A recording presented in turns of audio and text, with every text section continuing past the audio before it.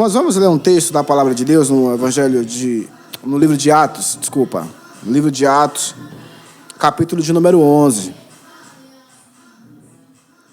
Atos, capítulo de número 11. A partir do versículo de número 19. Diz assim a palavra: os que tinham sido dispersos por causa da perseguição desencadeada com a morte de Estevão chegaram até a Fenícia, Chipre e Antioquia, anunciando a mensagem apenas aos judeus. Alguns deles, todavia, cipriotas e sirineus, foram a Antioquia e começaram a falar também aos gentios, aos gregos, contando-lhe as boas novas a respeito do Senhor Jesus. A mão do Senhor estava com eles e muitos creram e se converteram ao Senhor. Notícias de fato chegaram ao ouvido da igreja em Jerusalém e eles enviaram a Barnabé a Antioquia. Este, ali chegando e vendo a graça de Deus, ficou alegre e animou a perseverarem fiéis ao Senhor de todo o coração. Ele era um homem bom, cheio do Espírito Santo e de fé. Muitos foram acrescentados ao Senhor. Então Barnabé foi a Tarso procurar Saulo, e quando o encontrou, levou-o para Antioquia. Assim, durante um ano inteiro, Barnabé e Saulo se reuniram com a igreja e ensinaram a muitos. E em Antioquia, os discípulos foram pela primeira vez chamados cristãos. Deus, nós lemos um trecho da Tua palavra, e onde nós vamos meditar e refletir sobre o aspecto da vida cristã. E eu sei que o Senhor tem muito a falar com os nossos corações, por isso, Senhor, use as nossas vidas essa noite, em nome de Cristo Jesus. Irmãos, tem algumas perguntas que, em algumas cabeças, para algumas pessoas, são perguntas que já não deveriam ser feitas. Por exemplo, por que existe igreja? Por que vinha a igreja? Aliás, é uma pergunta feita aqui na quarta-feira. É uma pergunta que, na concepção geral, não é uma pergunta para se fazer, mas é uma pergunta que eu particularmente acho pertinente. E que as pessoas deveriam se fazer algumas perguntas. Algumas perguntas eu acho que deveria ser feita por você mesmo. Porque a impressão que eu tenho é que o cristianismo, ou a vida cristã, ou a vida em comunidade, ela passa a ser simplesmente um hábito. E aí eu acho de verdade que a gente tem um perigo. Ser crente, ou vir a uma igreja, ou seguir a Cristo, ele precisa ser mais do que um hábito. E eu hoje queria exatamente falar e na verdade trabalhar em cima de uma pergunta. Qual é a pergunta? Por que seguir a Jesus Cristo? Por que seguir a Jesus Cristo? E para mim, essa pergunta, para ela ser respondida, todos os que fazem essa pergunta precisava, pelo menos, conhecer quem é Jesus. Saber quem Ele é. Que é básico para a vida cristã. Saber quem é aquela pessoa a quem a gente segue, a quem a gente tem uma empatia, a gente tem uma admiração, e aí você passa a acompanhar, a fazer parte, mesmo que indiretamente, da história dessa pessoa. Você vai querer saber quem é a pessoa, onde nasceu, o que fez essa pessoa. E eu acho importante poder responder uma pergunta como essa, consciente. Porque eu sigo a Cristo. E não, hoje, especificamente, eu não estou falando de igreja, templo, né, de congregação, mas do Cristo mesmo, do Filho de Deus. Porque nós seguimos a Ele. Então, como eu disse, algumas questões como essa, eu acho fundamental para a gente responder, a gente, pelo menos, buscar saber quem é a pessoa a quem eu sigo, que eu devoto a minha vida e que eu gasto uma parte da minha vida para falar dele, para segui-lo, para tentar me moldar aquilo que ele foi, aquilo que ele prega ser o ideal para a vida humana. Então, quando eu quero falar de quem é Jesus, eu não quero falar de forma das qualidades ou dos adjetivos que Jesus é. Eu queria falar de uma forma absoluta sobre o ser, sobre a pessoa de Jesus, e não sobre as qualidades ou atributos desse ser. Então, naturalmente, quando se pergunta quem é fulano, as respostas que a gente normalmente tem de imediato são das qualidades. Quem é Jesus? Jesus é maravilhoso, Jesus é bondoso, piedoso, Jesus é amor. São as respostas que a gente tem. Normalmente são definições que a gente encontra. Mas quando a gente fala de igreja e de alguém que a gente segue, acreditando em um projeto ou um propósito apresentado por ele, e que esse seguir, essa caminhada que eu tomo do lado ou em direção a essa pessoa, vai ter um desdobramento eterno para mim. Então, eu penso que os adjetivos são importantes, aquilo que eu vou agregar na minha caminhada com essa pessoa, vai ser importante e vai ser fundamental, talvez até para poder clarear a ideia de quem Jesus seja, mas saber quem ele é de verdade, dizer assim, Jesus é essa pessoa, Jesus é fulano de tal. Eu acho fundamental. E para mim, quando se pergunta quem é Jesus, a minha resposta para o meu coração mesmo é que Jesus é Deus.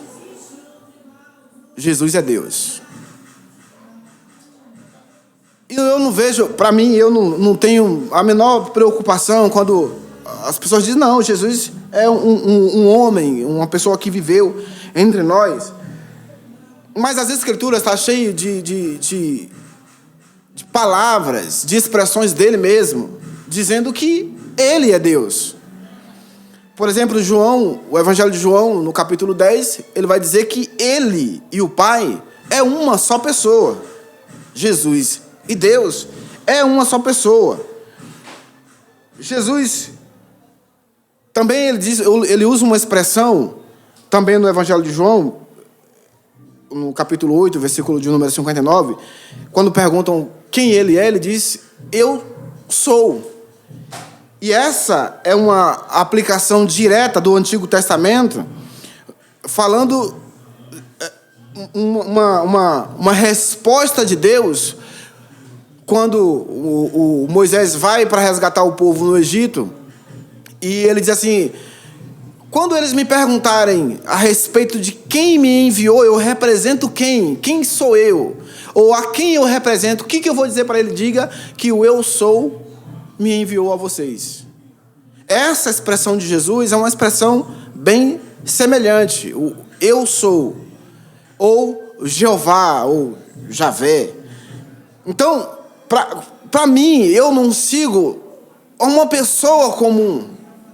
Há uma pessoa que chegou, que viveu entre os homens e que tinha bons hábitos, que tinha princípios excelentes apenas. Eu sigo hoje, não é um nome que é destacado na maioria das lideranças na humanidade. Eu sigo a Deus, diretamente. Eu sigo a Deus. E essa resposta, para mim, ela é fundamental para poder continuar na caminhada. Para a gente poder continuar na caminhada. E no Antigo Testamento, a gente vai ter alguns exemplos que, para mim, também é espetacular para falar sobre isso. Porque o Isaías, por exemplo, no capítulo 9, ele vai dizer... Tem uma parte do texto que diz assim, ó: porque um menino nos nasceu, um filho se nos deu, o principado estava sobre os seus ombros, e será chamado Maravilhoso, Conselheiro e Deus Forte, Pai da eternidade e Príncipe da paz. Então, para mim, em absoluto, independente Jesus ter vivido entre os homens, que aí a gente até entende que é a forma como Deus revela amor pela humanidade. Mas antes que isso acontecesse, a Bíblia vai dizer que Jesus já era. O João começa o seu texto dizendo que no princípio era o Verbo estava com Deus e o Verbo era Deus. Então Jesus é pré-existente e independente do que as pessoas digam. Ele estava no início de todas as coisas e quando tudo se formou, ele estava na organização de tudo isso. E a Bíblia diz que esse mesmo Deus aí, numa expressão de amar aos homens, ou na busca de resgatar o homem caído, a Bíblia diz que ele então se materializa, se humaniza, encarna e vive entre nós. E isso aqui não é somente para dizer assim, ó, eu nasci de uma mulher virgem e morri e a minha morte em si só vai salvar todo mundo. Porque o fato de Jesus nascer é carregado de outras necessidades que nós tínhamos. E a gente vai aprender, ou pelo menos falar a respeito disso hoje. Mas o que eu queria dizer aos irmãos é que a gente segue a uma pessoa, a gente não segue a uma religião. As nossas reuniões aqui, elas não têm por finalidade de simplesmente chegar num culto e fazer canções e esperar algum movimento. Não, a nossa reunião aqui é uma reunião de adoração a uma pessoa. E uma pessoa divina. E eu realmente me pergunto, o que a gente faz da nossa vida quanto à devoção a Deus, que a gente não consegue entender, e eu digo isso na maioria, pelo menos a leitura que a gente faz da maioria das pessoas na relação igreja, que vem para um culto a Deus e a intenção dela é fazer uma troca com Deus. A única intenção que se tem aqui é vir aqui, porque se eu vier, sair da minha casa e vier aqui, eu vou, de alguma forma, tirar alguma coisa de Deus. Como que isso fosse de verdade importar a Deus. A nossa vida, depois de entregue a Ele, e o processo que a gente tem até a eternidade, não pode ser simplesmente em busca de qualquer outra coisa que não seja conhecê-lo. Porque se a gente acredita que vamos caminhar e viver com Ele, o mínimo que a gente pode fazer nessa nossa caminhada é conhecê-lo. Conhecer as características, conhecer a história, a vida, mas saber de verdade quem é a pessoa a quem nós prestamos culto. E examinar se de verdade nós prestamos culto a uma pessoa E o culto que nós prestamos, ele é verdadeiramente um culto a um Deus. Se o culto que nós prestamos, se a forma com que nós apresentamos a nossa vida, se nós apresentamos de verdade a um Deus, ou se não temos consciência de que o culto que prestamos não é a um sistema religioso, que nós não saímos das nossas casas, dos nossos lares para nos ajuntar aqui e ouvir uma palavra que só nos deixe entusiasmados, empolgados, animados para o dia seguinte. Somente isso. Queridos, nós quando saímos dos nossos lares e nos direcionamos à casa de Deus, nós vamos prestar um culto a um Deus, e a um Deus que está vivo. E que, como diz a palavra, vive entre nós. Então, quem é Jesus a quem eu sigo? Deus. O Jesus que a igreja segue é um Deus. Um Deus que encarnou, que viveu entre os homens, que precisou viver entre os homens, que morre, que dá a sua vida, e ele mesmo disse que a vida dele ninguém tomava, ele daria a sua vida, dá a sua vida, ressuscita entre os mortos, mas a sua palavra garante que ele estaria conosco todos os dias até a consumação dos séculos. Então o nosso culto aqui não é prestado por representatividade, ou seja, a gente precisa de ter uma imagem aqui para a gente dizer, isso aqui representa ele, não. Nós prestamos um culto a um Deus que está, de verdade, presente entre nós. E eu me pergunto, o modelo do nosso culto aí já não é, como o Joel colocou aqui, o que nós estamos discutindo nas nossas quartas-feiras, o modelo de igreja para nós, para os nossos filhos.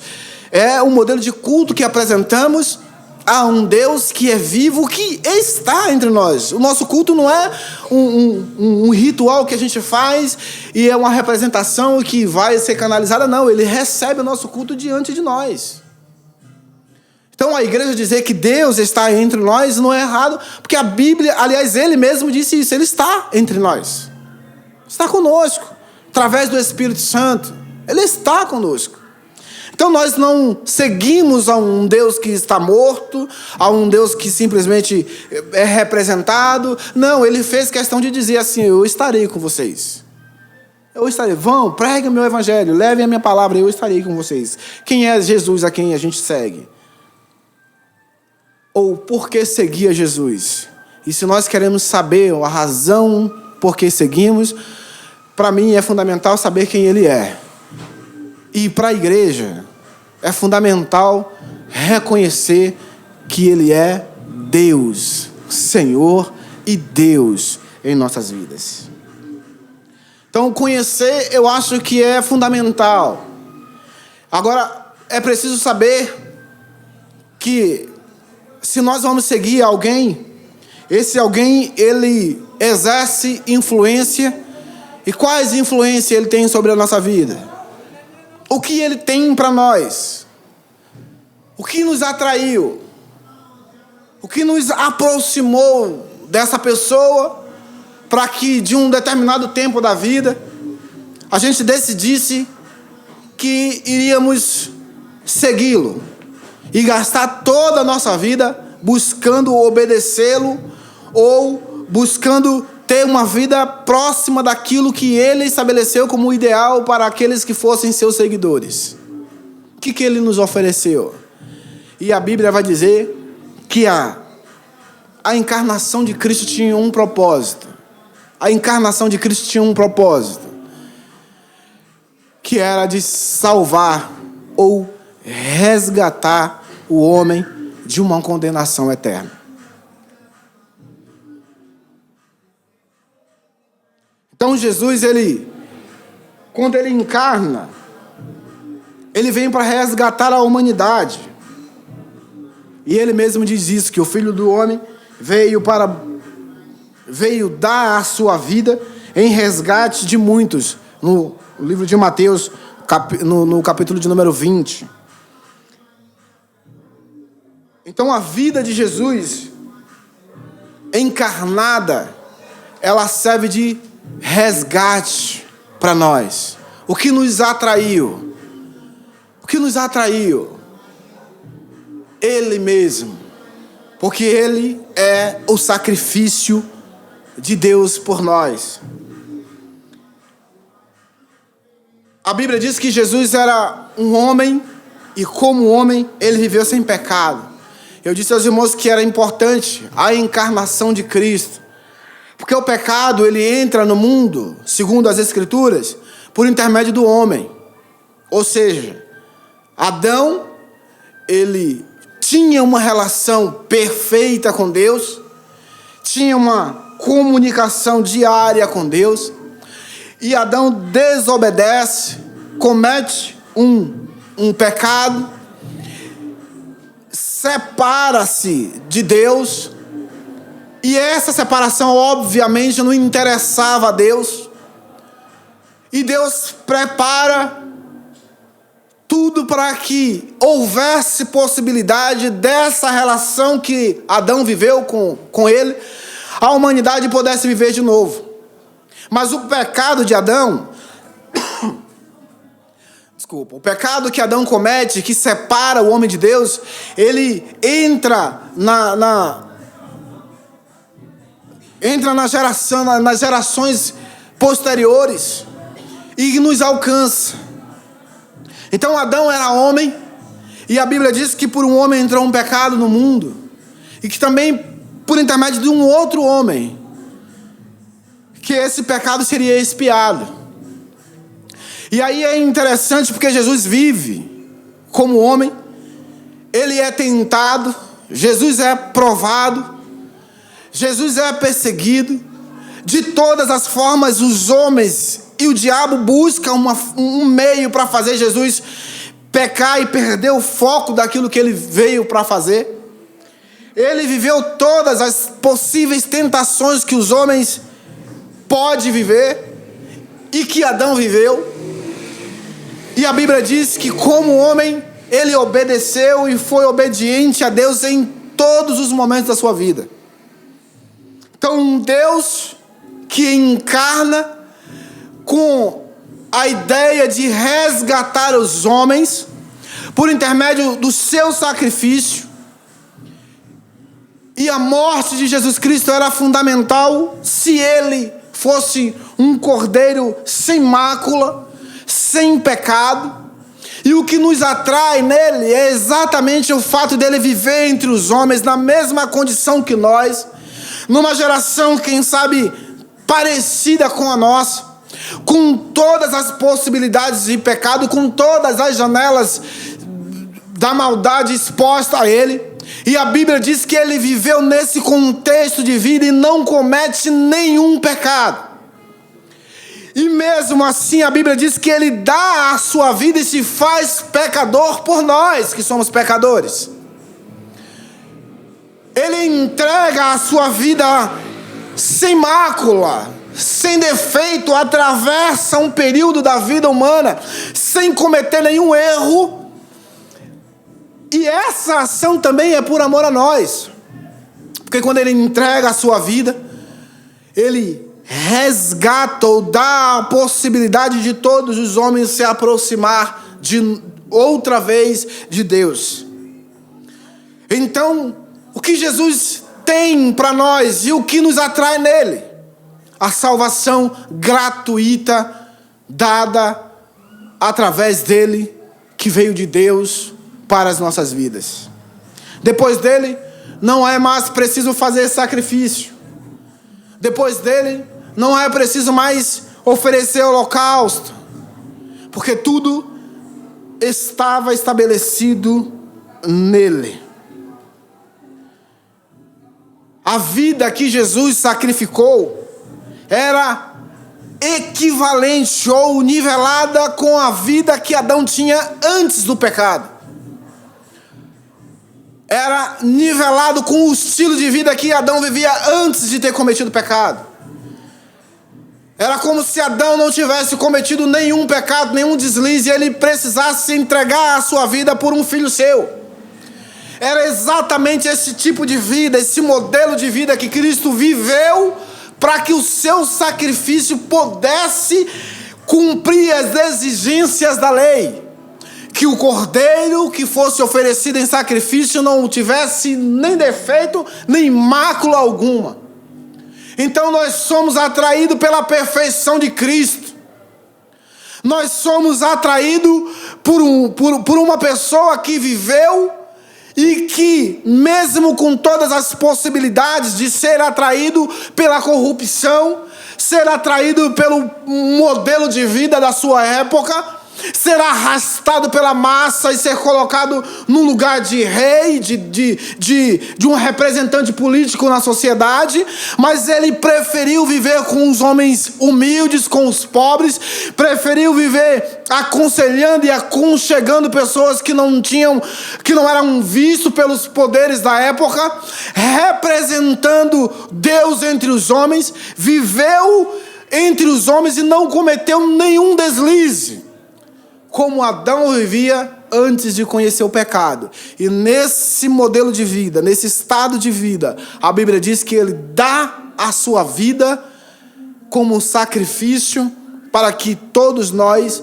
pudéssemos ou tivéssemos possibilidade de voltar a Deus. Então, nós não seguimos a uma pessoa qualquer. Por que nós seguimos a Ele? Seguimos a Ele porque Ele é Deus.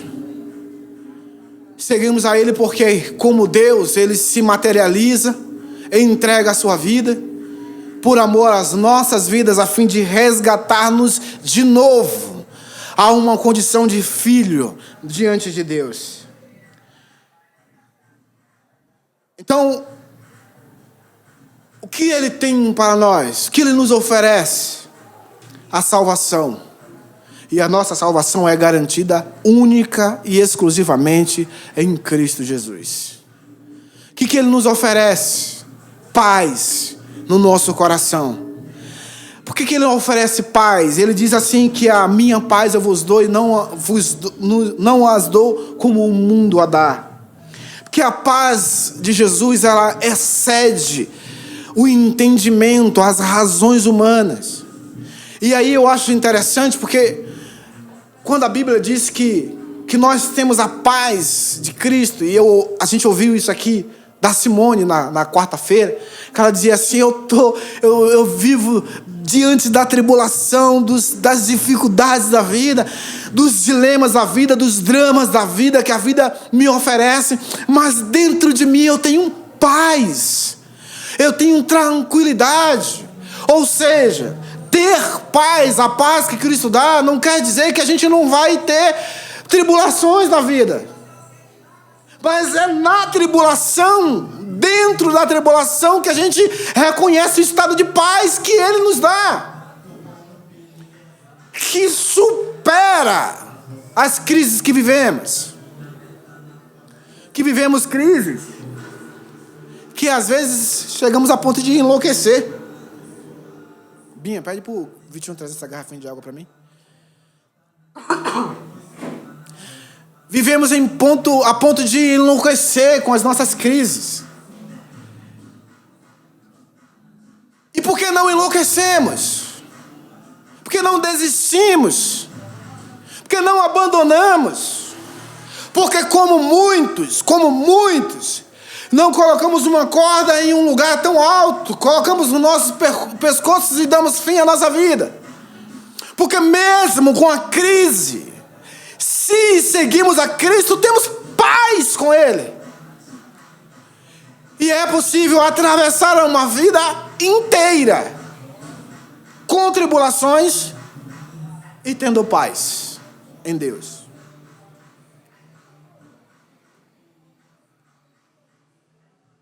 Por que isso? E como isso é possível? Porque se seguimos a Ele, se seguimos a Cristo, temos o benefício de tê-lo conosco durante todo o período de nossa vida terrena. O que isso significa dizer? Significa que nós não estaremos sós em nenhum momento da vida. O que Ele nos oferece quando seguimos a Ele? Companhia. O que Ele nos dá quando seguimos a Ele? Companhia eterna. Sabe, irmãos, tem um momento da vida do homem, da mulher, do cônjuge, que a gente deita a cabeça no travesseiro e a gente dorme e o outro fica sozinho. Sozinho. E nesse momento que você se sente só, Ele está presente contigo. Sabe o momento que você busca um lugar, você diz assim, eu quero ficar só. E você sai da sua casa e vai para algum canto. E aí você senta em algum lugar, Ele está ali com você. Você não enlouquece, você não pira com a loucura do mundo. Porque você resolveu seguir alguém que é vivo, que é poderoso, que é Deus. E no mesmo instante que Ele está na casa de A, Ele está na casa de B. Ele está na casa do Joel, lá em São Bernardo, e está aqui no Eldorado conosco. Nós seguimos a um Deus presente em todo instante da nossa vida. Então o que Ele nos dá? O que Ele nos oferece? Salvação. O que Ele nos oferece quando seguimos a Ele? Paz. Nós temos paz em nossa vida. E isso é absurdamente relevante quando nós vivemos num país como o Brasil, que fingimos ser uma nação cristã. Os nossos políticos que os digam. Joel estava dizendo aqui quarta-feira, eu não vi esse episódio, mas o Joel dizia aqui na quarta-feira de alguns políticos que receberam propina e estavam... Isso é sério, né, Joel? Estavam orando, agradecendo a Deus pela propina dada. Orando, agradecendo a Deus pela propina dada. Isso é um endemoniado. Você está gravando isso aí, Kézia? Isso é um endemoniado. Satanizado. Esse é o tipo de político que deixa o diabo endemoniado. Isso é verdade, irmãos. Isso é muito sério. Nós seguimos a um Deus que vai no contrafluxo disso aí. E o modelo de vida que Cristo viveu é um modelo de vida que, mesmo que nós não conseguimos na íntegra, mas é o que precisamos buscar. E se o camarada diz assim, eu cheguei numa condição de representante da igreja, que por sua vez é seguidora de Cristo, o seu modelo de vida público deveria ser o modelo mais próximo do Cristo. E ele escolhe o modelo de vida mais próximo do diabo, que é, a Bíblia diz que o diabo veio para quê? Para quê que o diabo veio? Para roubar, matar e destruir o que os caras estão fazendo. É o que eles estão fazendo e dizendo que são representantes do reino. E como é que a gente vive no meio desse aí e diz ter paz? Só com a presença de Cristo ao nosso lado.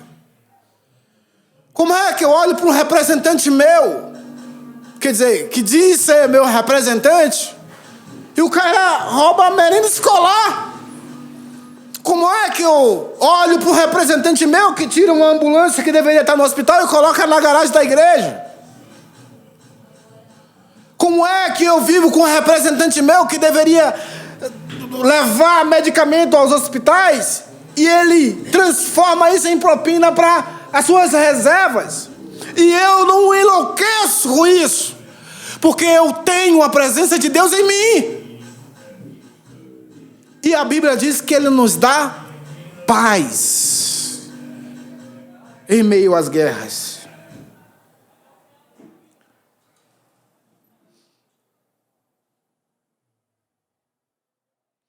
Por que eu devo seguir a Jesus então?